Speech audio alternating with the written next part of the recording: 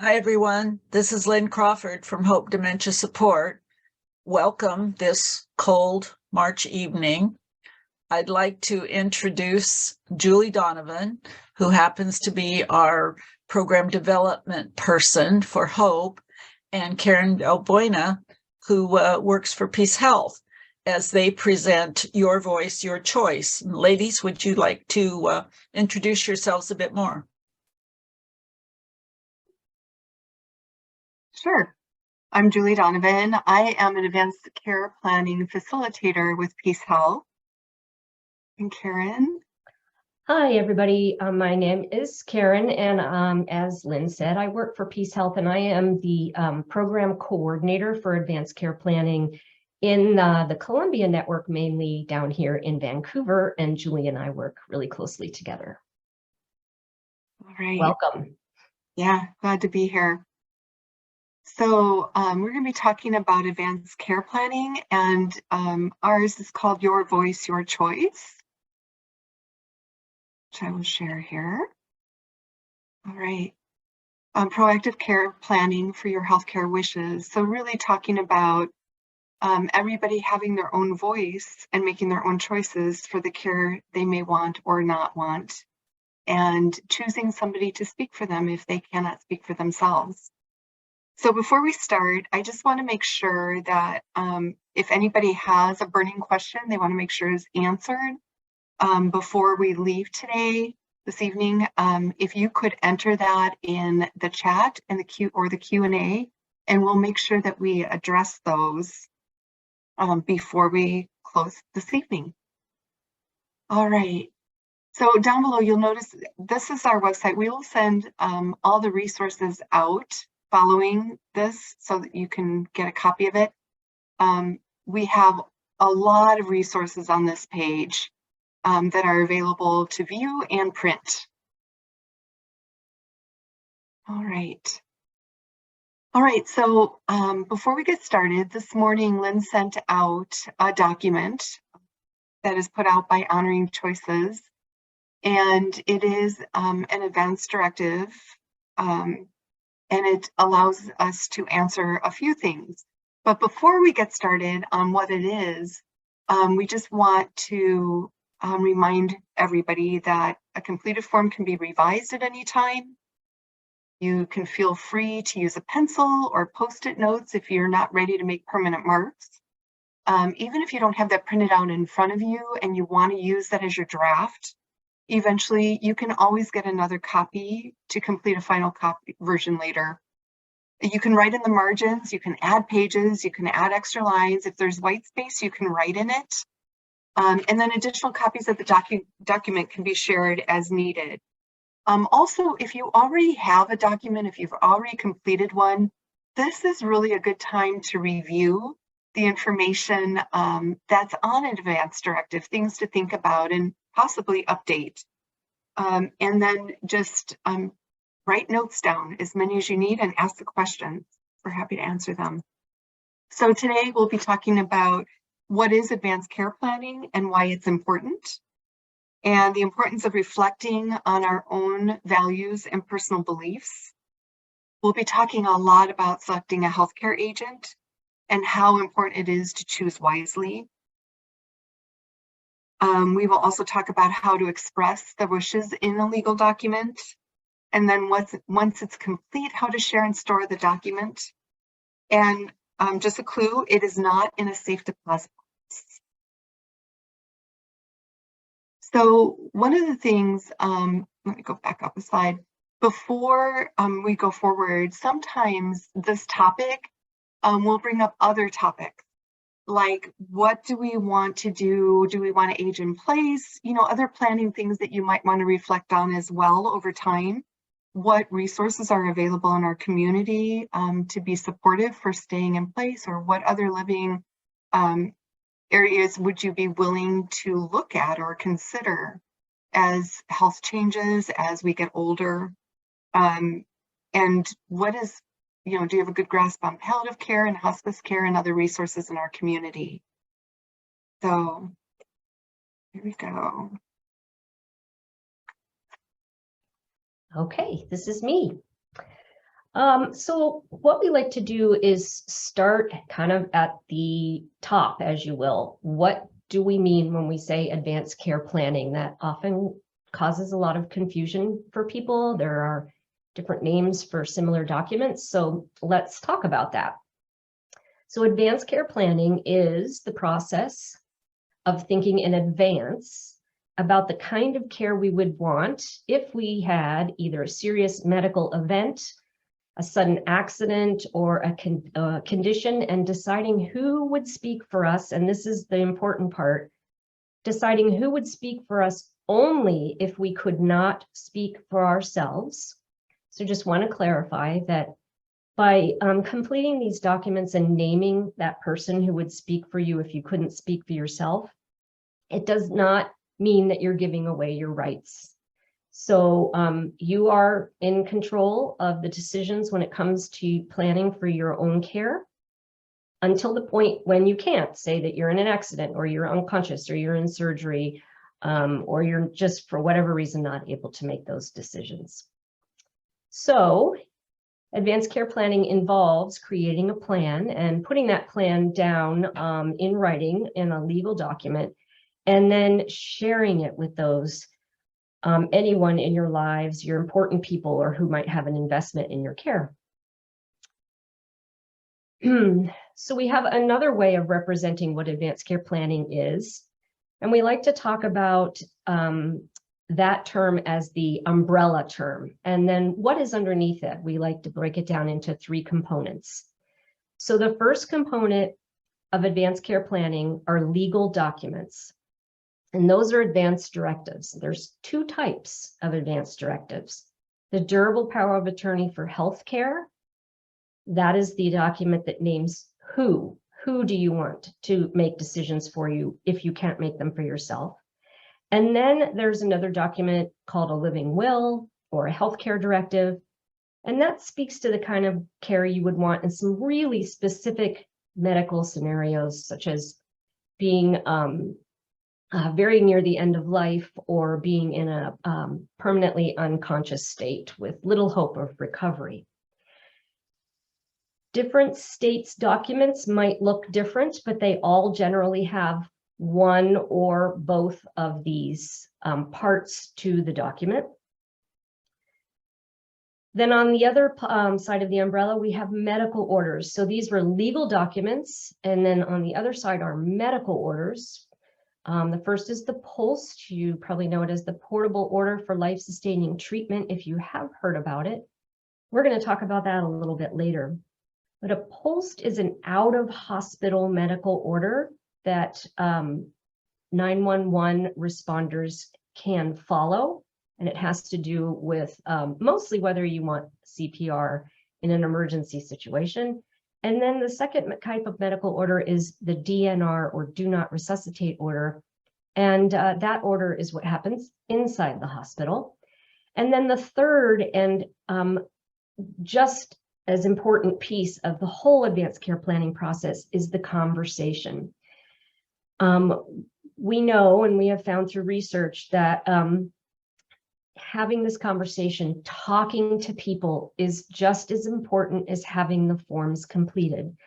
Because you can complete a form and name someone, but if you never tell them that you've named them, or you've never sat down and had a conversation with your important people to tell them that you have this form and what is important to you, it can catch people off guard and doesn't necessarily have the effect that we want it to have. So it's super important to start this process with conversations and to continue the conversation throughout your life with your important people as your goals change.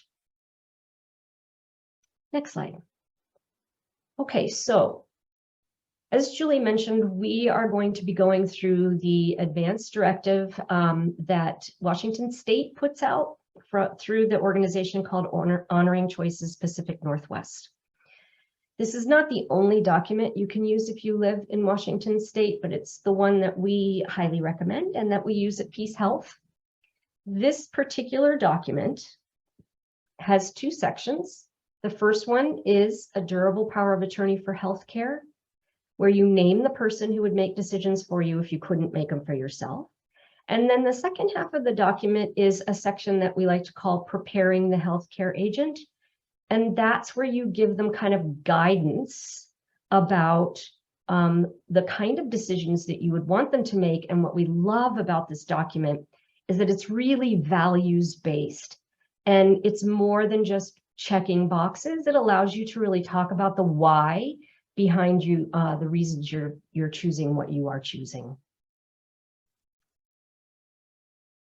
So for those of you that have the paper, the document in front of you, and if you don't, that's okay, because all of the screenshots you're seeing on our slides are exactly from that document. So it will look similar when you do get to it. The packet, we like to call it, starts, the first 3 or 4 pages are actually a wonderful introduction to advanced care planning, answers a lot of commonly asked questions. We are not going to take the time to read through all of that today. We encourage you to do that on your own. Where we are going to start is actually the 5th page of the packet, but it's actually the very first page of the Advance Directive. So you'll see on the top of the page where you see this yellow circle, it says Advance Directive Durable Power of Attorney for Healthcare, page 1 of 4. It's like page 1 of 4. And that's where we're starting. And it's in really, really tiny writing. It's very, very tiny.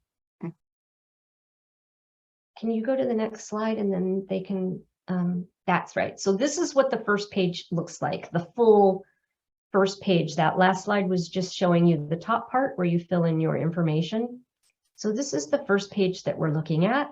And like, as I said, this is where you get to choose that person that you would trust to make decisions for you if you could not make them for yourselves. This person is who you choose is really important. And we're going to spend the next little while talking about some characteristics and some qualities that we recommend.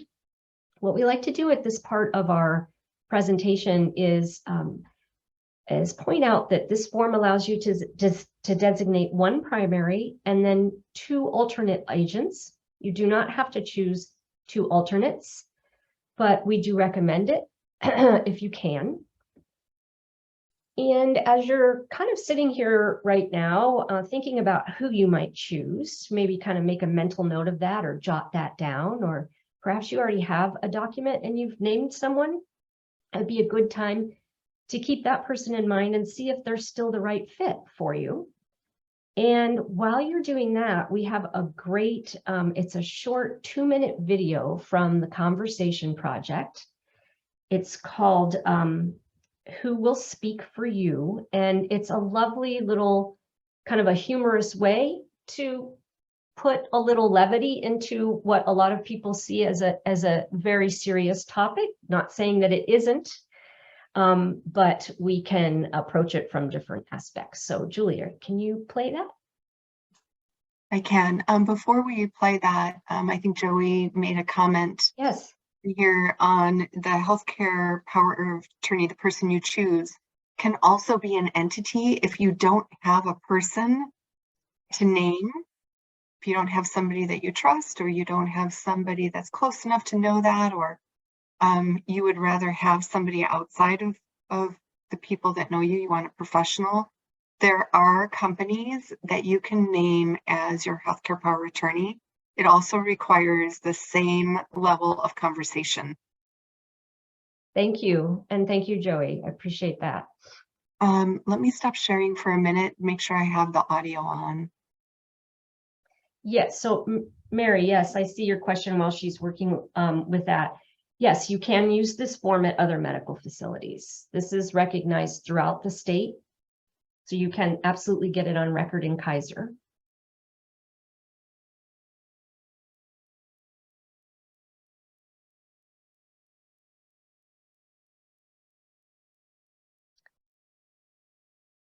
And vice versa. You might fill out a form from Kaiser and you can get that on file at other medical facilities.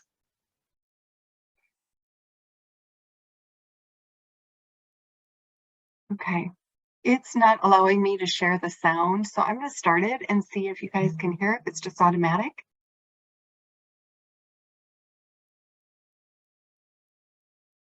Can you hear it? Yeah, it won't allow me to share the sound. Huh, okay. Yeah. Oh, let me try one more time. Nope. If we can't get it to go, we will put the, it makes me sad because I really like the video, but we we'll put the link in the chat. Mm. The other option, Julie, is that I can pull up the one that I have downloaded and Okay. share. But will that mess things up if I share? No. Yes, it will, or no, it won't? No, it won't. Okay. Technology can be our friend, and sometimes it is not. Okay. Am I allowed to share as? Mm-hmm. Okay. Now I feel bad because I am not seeing that anywhere. I'm not seeing I have the option to share. There it is. Got Okay. it.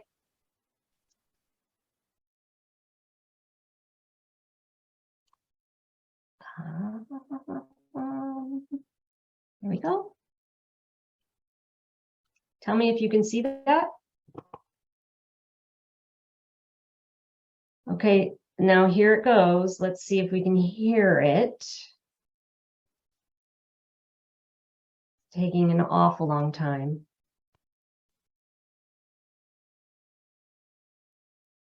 It just says that you started screen sharing, but I don't see the video. Don't? Nope, can see it. You cannot see it? No. All right. Well, the sharing gods are not in our favor. No, they're not. All right. All We'll right. give you the link. All right. So moving on, and we'll again send you the link. It's a very short video, but exaggerated, but really points out why it's so important to think about who you're choosing. So when we're thinking about how to choose, Do you want to take back over, Julie? I am. Okay. Yeah. Excellent. Yeah. So when we're thinking about who to choose, there are some legal requirements for a healthcare agent. One is that you must be at least 18 years old to be a healthcare agent. I don't know about you guys, but I would not have chosen. Oh, is that not showing? Oh, Karen, can you stop sharing? I did. Okay. There we go. Yeah. So must be 18 years old. And I would just say that when my kids were 18, that would not have been my first choice. In fact, they shared some information about the choices they would make for me if they were in charge. So not anything I would have wanted, but that is the minimum legal age for that. And then they cannot be your physician or physician's employee unless they happen to be family. And they can't be the owner or administrator or employee of a facility where you live or receive care, again, unless they are family. And then there's just some qualities that we might want to consider when we're choosing a healthcare agent. One would be that they're willing to fill the role. And I think that is actually a question that can be asked them. Would you be willing to fill that role? And there is a document out on Consider the Conversation project that goes into what it takes to be a healthcare agent or what that might look like. They have to be willing to talk with you about your values and wishes. They have to be willing to follow your wishes, even if they do not agree. So really, they need to be able to hear your voice about what you want or don't want when they're making decisions for you. And sometimes, the times when those decisions, when somebody steps in to be your healthcare agent or that role comes into play, it's when something has happened. So usually there's a lot of emotion, there can be a lot of confusion, there's a lot of differing opinions, there's family, you're hearing from medical professionals, you could even be getting text messages from friends and other people. So there's a lot going on. So it has to be somebody who can be willing to follow those wishes if they don't agree, and just be able to stand in your shoes to represent you. And again, being able to make those decisions in difficult or stressful times. So that willing to fill the role, that's really important. And Karen mentioned this earlier. You don't want to be that person that gets that phone call because somebody named you as a healthcare agent but never spoke to you about it. And you didn't know them well enough. And I know Karen can speak to that. I know Lynn has experienced that in her career. That's an awful thing to get that phone call and think that suddenly you're being called on to make those decisions. So making sure that they agree and that they feel they can fulfill that role is important. So think about the people that come to mind. It's a good place to start if you have more than one person to make a list and think about that. And then what happens if you don't select a healthcare agent? The states, I think every state probably has their own guidelines, set of guidelines of legal decision makers. And this is for the state of Washington. So this dictates the order of the people that a healthcare organization can reach out to make a decision if you are unable to make one for yourself. So the first one listed is a guardian, and that's a special situation. It involves the courts. And the next one in line is a named healthcare agent, which is what we're talking about. So if you have an advance directive with a healthcare agent named, that's who would be next in line. Then if you don't have anybody named, it becomes your spouse or registered domestic partner, even if you're separated, your adult children, then your parents, your adult siblings, your adult grandchildren, your adult nieces and nephews, your adult aunts and uncles, or a close friend who meets certain criteria. And you'll notice that next to some of those categories, there's an asterisk. And that means that if any of those groups have more than one person in them, everybody in the group must agree to the care. And I don't know about anybody else, but I'm pretty close to my siblings. And in general, we all get along. But I think in an emergency, we would all have a different take on measures to be decided on. So something to think about. This is who they would have to reach out to if you have not made that decision yourself. And there is I believe there's a copy on the website. Is there, Karen, of this? Okay. And some things to think about if you're, in the middle of choosing someone, or you're evaluating if the person you chose is the right person. These are just some examples of questions that we might be asking if we were fulfilling that role as a healthcare agent for somebody else. So what is the hoped for or anticipated outcome of this procedure or surgery or medication or device? What if we don't treat this? Are they eligible for palliative care or hospice? And if anybody has any questions about what palliative care is or what hospice is, please put those in the chat. We'd be happy to answer those too. All right, so back to page 1 of 4. When you're ready to fill out the section, the first part is at the top is just your name and date of birth, pronouns, if you want to add that. And again, like Karen explained, the first line for the person I designate as my healthcare agent would be your primary healthcare agent, person you decide on for that position. And then lines where there is room for 2 alternates. And if you have alternates, it's a good idea to have them. If that person who's named as your primary can't fulfill the role or decides that they don't want to, it would go to first alternate. And then if they couldn't, the second alternate. And if that person who you've named as your primary healthcare agent maybe has to travel to get to your bedside, while they're out of communication, you have other people that can be relied on to step in and represent. So it can be a really nice safety net. Just make sure that you're having the same complete conversation with the alternate that you have with your primary healthcare agent. So make sure you fill in each box with the most up-to-date information available. You obviously don't have to name any alternates, but it is recommended, especially if your agent lives out of state or out of the country. And then be sure to fill in the line where it says relationship. This gives some context to the person who might have to be making that call.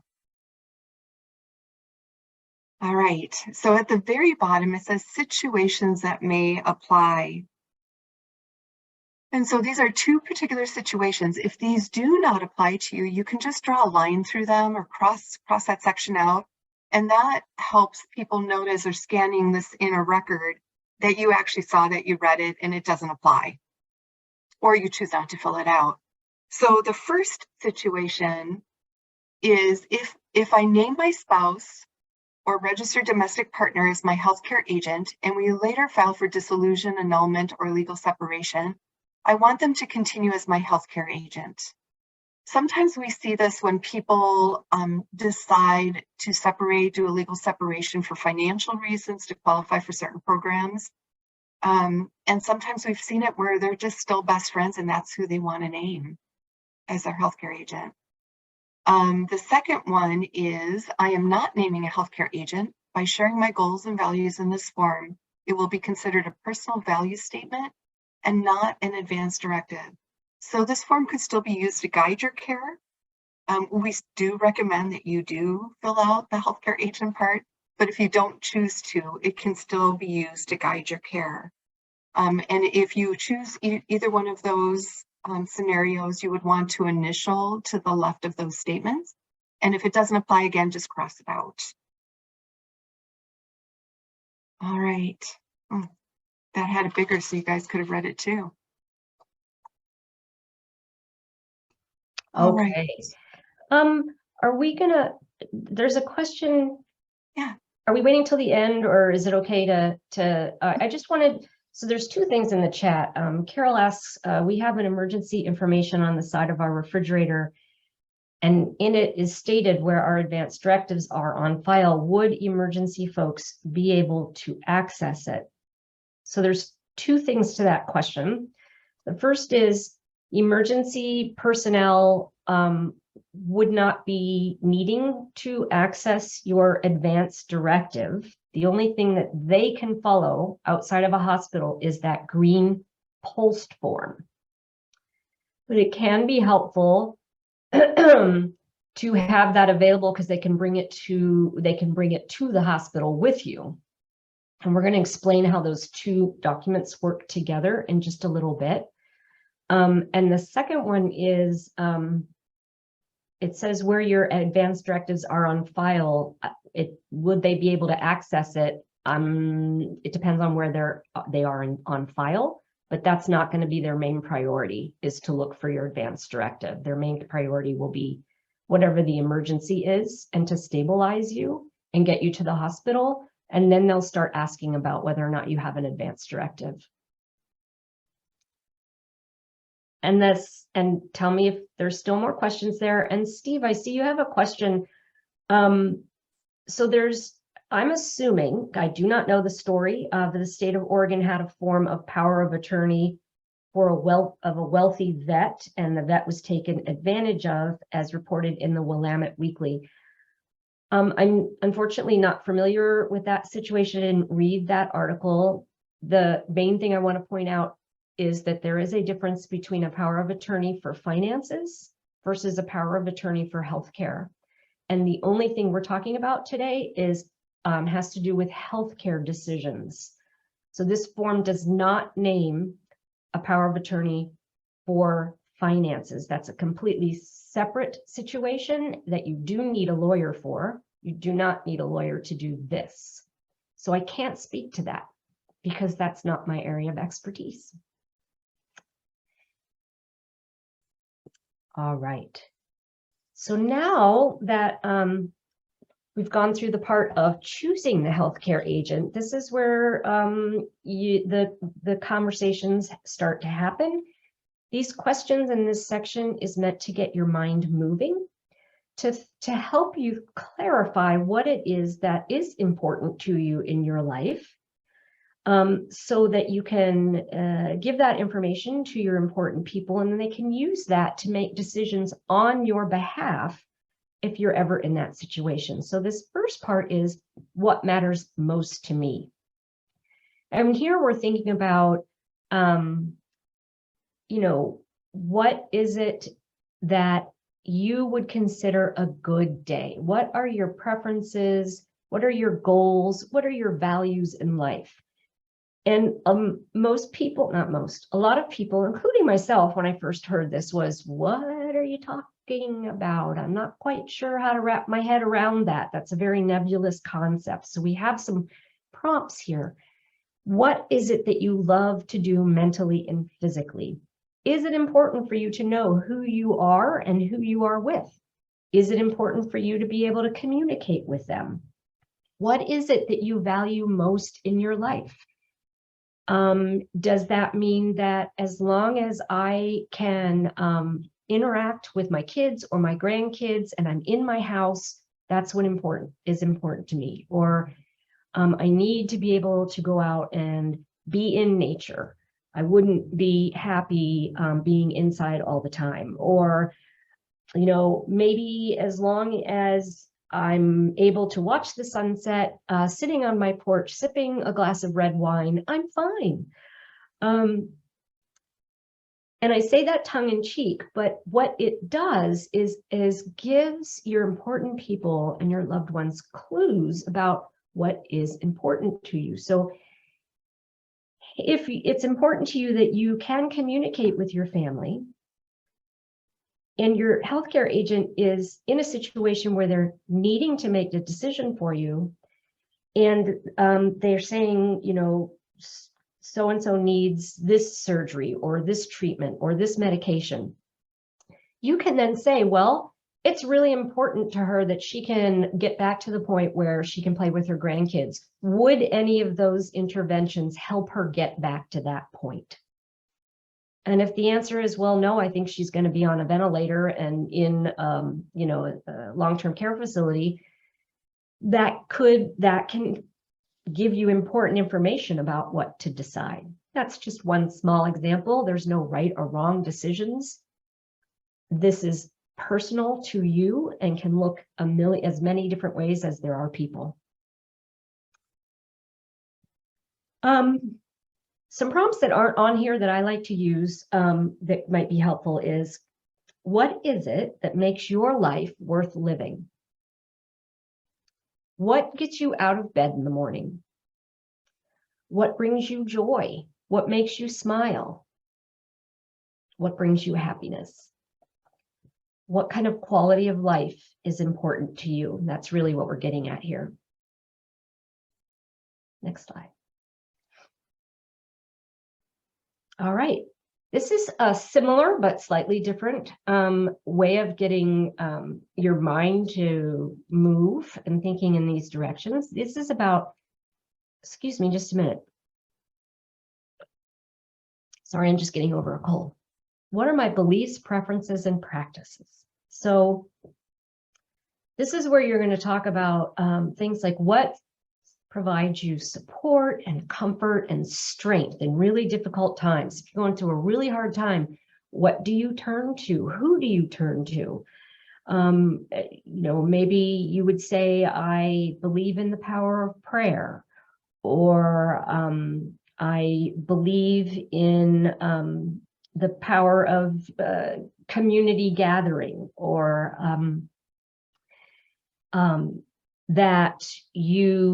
this is another, excuse me, lost my train of thought there for a minute.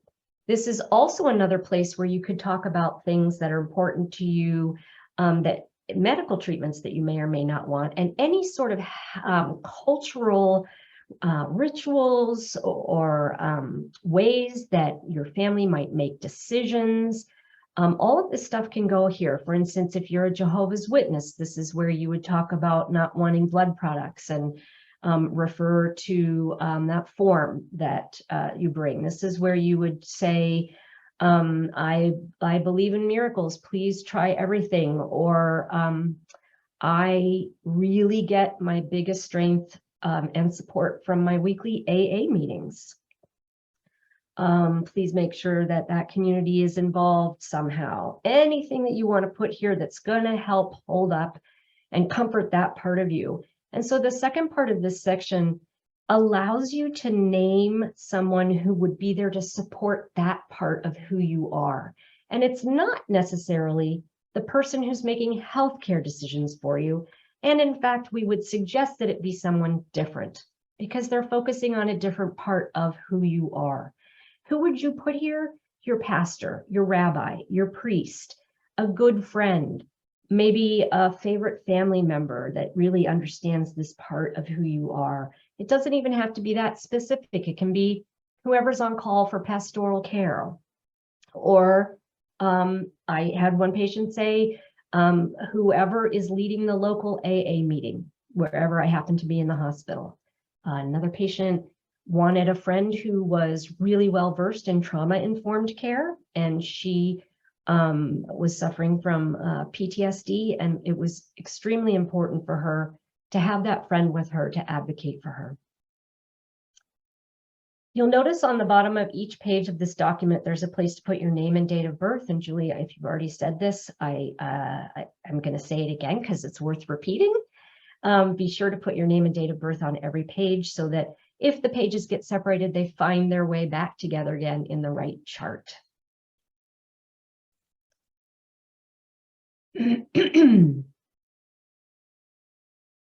Okay. So now we're moving to page 3. We've gotten through 2 of the 4. We're still on preparing a healthcare agent. So what other information would be helpful to your healthcare agent? So we're going to talk about the first thing on here, which is CPR. So in answering the following questions, I'm sharing my healthcare preferences. If I cannot make healthcare decisions for myself, I want my healthcare agent to use this information to guide their decisions. I understand that this information can guide my care, but it might not be possible to follow my wishes exactly in every situation. So that kind of sets up the rest of this. So CPR, what are my wishes? Standard care in Washington State is to provide cardiopulmonary resuscitation, CPR, to people if their heart and breathing stopped. So it's good to know that CPR is initiated if we have died. Our heart and breathing have stopped, and CPR is what we do to attempt to bring that person back to life. And before we go into our choices, there is a document that's available again on our website, and it's the CPR guide. And this guide explains what it is. It explains things like, will it work for you? What does CPR feel like? What happens after CPR? What are some of those statistics that are out there, right? Like we know that CPR works better with younger, healthier people. So this is just a guide to help in answering some of those questions so that the question that you're answering is actually informed. And if this isn't enough information for you, please reach out to your healthcare provider and they can answer more questions on the CPR. So this section, again, this is for when you are in the hospital. Okay, so if I am hospitalized and my heart and breathing stop, you have 3 choices. The first one is I want CPR attempted. No matter what, I just want that attempted. The second choice is I want CPR attempted for my current state of health, unless there's been a change and I have little chance of living a life that aligns with the goals and values I've stated in this form and or discussed with my healthcare agent, or a disease or injury that cannot be cured and I'm likely to die soon, or a little chance of survival even if my heart is started again. So it's I want CPR unless there's been these changes. The third choice is I don't want CPR attempted. I want to be allowed to die naturally. If this is a choice and you do not have a POLST form, which we will talk about in a little bit, this is something that you would want to talk to your healthcare provider about as well. So first choice is I want CPR no matter what. Second choice is I want it unless these things have changed. So if you have a healthcare agent, you're unable to make those decisions for yourself, this would be saying, I want CPR attempted unless there are these things, and you're giving permission to a healthcare agent to consider those things in the decision and change that from having CPR attempted to not having it, having a do not resuscitate if your health changes in these examples. That's a lot of information, especially if you've never even thought about it before for choices. So those are the three. Do look at that document on the CPR guide. You know, CPR is, I mean, there's a lot of misinformation and a lot of misperception around CPR. And Karen always shares that it's not like Grey's Anatomy, where a doctor gives CPR and all of a sudden that person opens their eyes and falls in love with the doctor. And everything's good. Everything's, they get up, they walk out of the hospital, recover really quickly. It's not like that. There's certain examples where people can recover fairly quickly, but it's not what it's like on TV. So I encourage everybody to read this document, ask your physician or healthcare provider questions about it. And if you have conditions, if you are at an age, if your bones are brittle, if there's a lot of ifs that are worth asking about with CPR. So this is printable on our website. Julie, do you mind if I jump in here? Yeah. Yeah, I just, when you said it's not like it is on TV, it's also not like it is in the NFL, where you are young and a highly trained elite professional sports ball player, and you collapse on field, and within less than a minute, you're getting high quality professional CPR. That gentleman did survive that. It's amazing. And he was young and healthy. So the thing that Julie and I like to say is that while CPR does try and bring you back to life, if your heart and breathing has stopped, CPR does not cure the underlying reason why your heart and breathing stopped in the first place. That's all. All right. So this is what a POLST looks like in the state of Washington. It's bright green. Oregon has a POLST. It used to be bright pink, and now it's white with a pink border. I don't know, Karen, did they do that? Did they change that for copying reasons? White with a pink border is Oregon. Right. And right. So what was did they change the color? It used to be bright pink. The whole form used to be bright pink. I don't know the answer behind that. Yeah. But I will research it and find out. Thank you. I was curious. So even if you don't have, like if you're in Oregon and you don't have the new one that's white with the pink border and you have the bright pink, it's still valid if the information on it is still current and valid for you. So a POLST form, it is a portable order for life-sustaining treatment. It is a medical order for outside the hospital. It is the only form that emergency medical personnel can follow out in the field. If you have an advance directive, even if it's stuck to the side of the refrigerator, emergency personnel can't follow the advance directive. They have to have the POLST to follow. And it's especially important when you want treatment limited. And we're going to talk about that. So again, it's called the Portable Order for Life-Sustaining Treatment. It used to be called the Physician Order for Life-Sustaining Treatment and was recently changed because it is portable. It goes with you. Okay. Out-of-hospital medical order, sometimes called a DNR, do not resuscitate order. It is appropriate for individuals who are seriously ill or frail, where advanced medical treatment may cause harm. So a POLST is not for everybody. It's not even for people of a specific certain age. So it really is for seriously ill or frail, where advanced medical treatment can cause harm. It doesn't mean that you can't have one. And you would want to talk to your physician or your healthcare provider, because they would need to sign that along with you. So again, it isn't required for everybody. The Advance Directive is for anybody 18 and older, and then this is for certain cases. It has to be signed by an MD, a DO, a nurse practitioner, a physician's assistant, and the patient or their healthcare agent. And it can be followed by emergency medical personnel in the field. And then if you're interested in it and seeing if it's a good option for you, again, talk to your healthcare provider. And know that in the absence of having a POLST, if you don't have a POLST, a person will receive full emergency medical care, stabilization, and transport to a hospital. If they want the treatment limited, then you should definitely have a POLST. If you don't want CPR, you should definitely have a POLST. Would you add anything to that, Karen? Okay. No, I think you covered it all. Okay. All right, so the next section, this is the last part of page 3. We're going to talk a little bit about medical decision-making around the use of life support.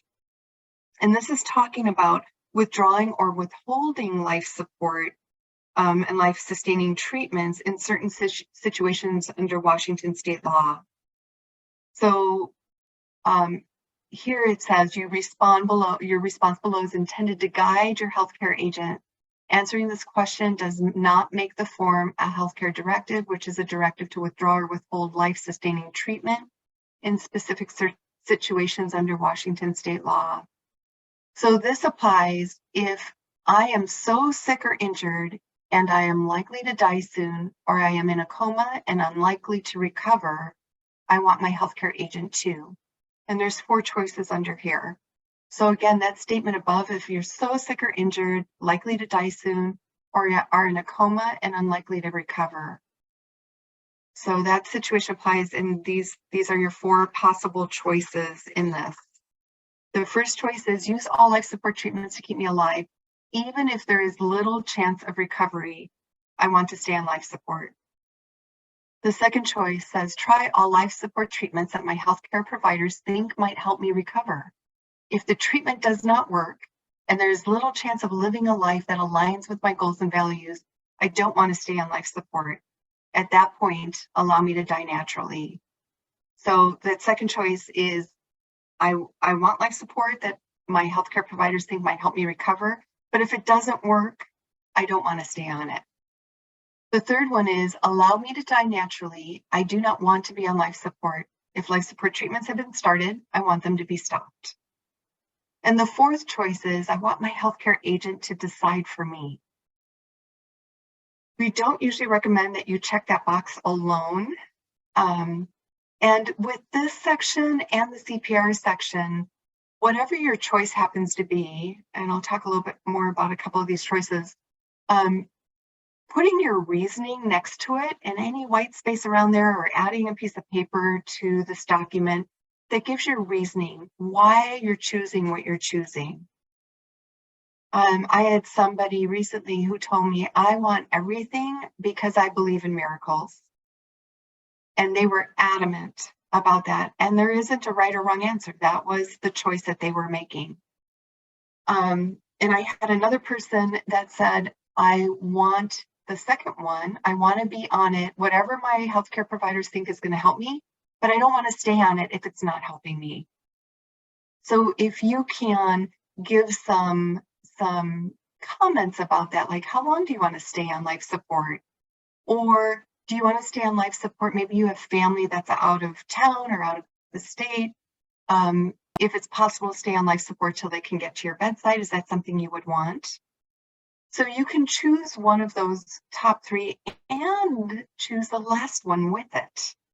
So again, maybe you want your healthcare agent to decide when that life support stops because you want your family to be there. I know Karen's used an example of maybe a younger person with young children who wants to be sure her children have some time for coping as best they can. And since that person wouldn't be able to decide for themselves, a healthcare agent would make that decision at that time. And again, that conversation you're having with your healthcare agent really helps guide. It's so important. So any questions on that? It's a lot to think about, and you can't cover all the ifs, right? All the possible scenarios that somebody can be in. This is just a guide. So adding comments to it really helps a healthcare agent and other people hear your voice in their head around the questions that may be asked of them. Something we want to also make sure is that everybody knows that medicines used to keep you comfortable, ease pain, anxiety, or breathlessness are not considered life-sustaining treatment. So if you choose to not choose life support, or you choose a second choice that you want it temporarily and to see what the outcome might look like, you want to make sure that I want people to understand that you're still going to be treated. It's just that the type of treatment changes from treating that illness to comfort care. So just making sure everybody knows nobody is walking out of the room permanently and shutting the door behind them, depending on your choices. So, and if you, in your comments, think about what is an acceptable outcome for you, I think that's kind of a big deal. Is it okay if you would be on life support for the long term? Would you be okay with that? And Karen talked a little bit about that before. So if you have any questions on that, stick them in the chat or the Q&A, or ask us afterwards. And then additional directions. So if I am dying and my medical care support system and resources allow, my preference would be to die. And there's 4 boxes you can choose from: at my home or the home of a loved one with hospice if desired, in a medical facility. The third one is if I do not have a preference. And the 4th is other, and they ask you to describe it. I think I have heard so many options here, like I don't want any major costs involved in this, so I'll leave it up to my person to decide whatever is least expensive. I want to be at a hospice house. We're really lucky in our community that we have 2 of those. And if there's room, some people have chosen to be there. Some people choose to be at home or wanting to be at home or the home of a loved one with or without hospice. So whatever you choose, just make a note of that. Those preferences can't always be honored, but knowing them allows a greater opportunity for that. And then the very last thing has to do with pregnancy. So if I'm pregnant and cannot make healthcare decisions for myself, I would like my healthcare agent and healthcare providers to take the following into consideration as they make healthcare decisions on my behalf. So pregnancy is a totally different situation with advance directives and healthcare choices. And so even though that may be the case, you can still guide care. If this does not apply for you, just draw a line through this. But if you do know somebody who's pregnant, is filling out a form, or may be of the age that they could be, this is where you might say, if something happens to me, I want to be able to have the baby laid on me skin to skin. Or the first person I would like to hold the baby, to have the baby held is, you can even write down who you might want to have to care for the baby. If you don't have anybody named anywhere else, know that that's not a legal decision. It is just guiding. It's just expressing your wishes. Anything you would add to that, Karen? No, I think it's pregnancy is complicated in and of itself. And if you have someone on life support who is also pregnant, it just makes everything even more complicated. And this just some really personal decisions. And I think, Julie, you gave some great examples. Mostly, if it doesn't apply to you, put a line through it. All right, thanks. All right, so additional directions. Write any additional information you want your healthcare agent, healthcare providers, or others to know about your wishes. So Karen and I always laugh because they provided 2 lines for this. So again, you can write in the white space, you can attach a page, but this might be where you say, I'm an organ donor, and after my death, I wish to be cremated, or I wish to be buried, or I want a green burial. And if there are other plans that you have and you have them in writing, to make a note of where those are. You can even attach a copy to the back of your healthcare directive. So if you have others, there is a dementia directive that we will be talking about here in a minute. And that can also be listed here, that you have a dementia directive as well. All right, so dementia is a terminal condition. It may or may not be covered by this document. We talk about things that happen suddenly. You're going to die in a short amount of time. And what we know about dementia is that typically dementia lasts for a long time. So you can be living with that condition for a long time. And the American Medical Association has declared dementia to be a terminal condition. But again, you can live with it for many years. What I always think is really important to know about dementia and about completing advance directives and choosing a healthcare agent and sharing what you would like or not like is that dementia is the #1 reason that people over 65 cannot make their own decisions. So it doesn't mean that if you have a diagnosis of dementia and you haven't done one, that you can't do it. It's just that you have to be able to make your own decisions and make those clearly and have an understanding of the decisions that you're making. There is a dementia directive that Dr. Barak Gaster from the University of Washington developed. It's used nationwide. The link is at the bottom, and we'll share that again with everybody. And Dr. Gaster has talked to Hope's Community Education before about this directive. It's a pretty straightforward directive. It just divides dementia into 3 stages: early, middle, and late, and just has some choices that people can make if something happens during one of those stages. So well worth looking at is, and it's just for if I should get dementia, these are the things that I would choose or not choose.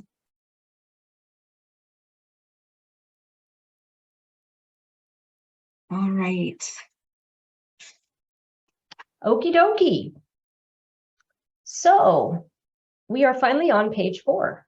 And this is where we get to make the document legal. And to make this document legal, it requires your signature, but don't sign it yet. Julie, if you could just move the slide forward because it lost its dramatic effect. There we go. Wait, don't sign this yet until you are with your witnesses or a notary. So to make this document legal in Washington state, your signature has to be witnessed either by 2 people or it has to be notarized. It does not need to be both. So if you do decide to sign it in front of 2 witnesses, there are some requirements for who can be a witness. And they are listed on the document as well as on this slide. And they need to, your witnesses need to be at least 18. They need to watch you sign the form at the same time. And they can't be related to you or your healthcare agent by blood, marriage, or state registered domestic partner. They cannot be your home care provider or a care provider from a long-term care facility where you live. And most importantly, they cannot be your healthcare agent or your alternate. That would be a conflict of interest. If you could go back, thanks. If you do not have two people who meet those requirements, you absolutely can also get it notarized. Both of these choices make the document legal. And so I hope that answers, I know one person had a question about that. And I also want to point out that an advance directive, which is what we're talking about here, to make it a legal document, as I just said, it either needs to be signed in front of two witnesses or a notary. The green POLST form, the portable order for life-sustaining treatment, is a different document. That is not an advanced directive. That is a medical order. And the only way that document can be legal is if it's signed by the signing primary care, not primary care, a signing healthcare provider. Those are they're different things entirely. One is a medical order, one is a legal document. Okay. All right. So a lot of people say to us, okay, this was great. It was a lot of information. I need to digest. What should I do next? So next, number one, decide who you would like to be your healthcare agent and have a conversation with them about what your wishes are and see how they react. Depending on the kind of response you get, you may or may not want that person to still be your healthcare agent. For instance, if someone says, I don't want to talk about this, you are never going to die, and they back away from the dinner table, you might want to move on to the next person on your list. Which again is why it's so important to have these conversations. Then you complete the form, which includes this form, the Durable Power of Attorney for Healthcare, where you name the person and then you help prepare them. Then you sign the document and you have it either witnessed or notarized. You don't need both. Make sure your name and date of birth are on every page of your document. Then you want to make copies of your completed document. You keep the original and then you pass that out to all the people in your life that could be involved in making decisions, not just your healthcare agents. For example, when I helped my parents complete these documents, they have 4 kids. And I'm the oldest. My youngest sister lives near them. She thought that because she lived closest to them, that she would automatically be the healthcare power attorney. My parents actually picked me. Well, we had a conversation and they explained their reasoning for the choices, and then everybody got a copy of the Advance Directive. Even though I have the final decision-making power, it's important for everyone to know what your wishes are, so people aren't taken by surprise. It's important to get it on file at your preferred hospital and any other hospitals where you live. In this area, we have more than one choice, and you can't always have a say in which one you go to. So we suggest that you get it on file on those other agencies, those healthcare agencies. And just FYI, PeaceHealth will create a medical record for you just to hold your documents. So that's a service that they offer, even if you're not a patient. And then you finally want to think about if you want to fill any of those other supporting documents that Julie talked about, organ donation, the dementia directive, body disposition plans. One of the first things that people will, healthcare providers will ask your family once you have died is, how do you want your body cared for after you die? And that can be another point of conflict for families if that hasn't been discussed. So we encourage people to think about those things if they have the opportunity, and fill out any forms that would need to be filled out by you. For instance, if you want to donate your body to, say, University of Washington Medical School, you are the one that has to fill out that form. I can't fill it out for you. So just some things to keep in mind. Next slide. And do you want me to keep going, Julie, or are you good to take over? You can do it. Okay. She's saving me from coughing in your ear. So on the page before that, page 1, where you start choosing a healthcare agent, on the bottom of that previous page, there is a section that you can fill out and cut out and carry in your wallet. So it allows space for your name, your date of birth, your healthcare provider and their phone number, who your healthcare agent is and the best phone number to reach them at. And then if you have an advance directive, you check that box. If you also have a POLST form, you check that box and where they can be found. You can carry a copy of your POLST form with you. Copies are as valid as the original. So if you travel a lot, make sure you carry a copy of that. If you travel to other states for longer periods of time, like 6 months at a time, make sure that you complete the forms for that state as well. It's usually easier to do that if you're spending a lot of time in another state. And that's, you can cut this out, you can laminate it if you want, carry it with you. It's just nice to have it, especially if you're not at home when something happens. All right, so 6 Ds. I can only ever remember 5 on my own, so I actually do need this slide. So continue the conversation, revise. So these forms are made to review. They're never set in stone, so it's always good to review them. And we use the 6 Ds as just a guide for times to review them. Every decade. If we're older, maybe it's not every decade, maybe it's every 5 years or 3 years. If there's a divorce, and that can be my divorce, or it can be maybe the divorce of the person that we named as our healthcare power of attorney. If there's a new diagnosis or we have a device, it's a good time to review. If there's a decline in our health or the health of your healthcare agent.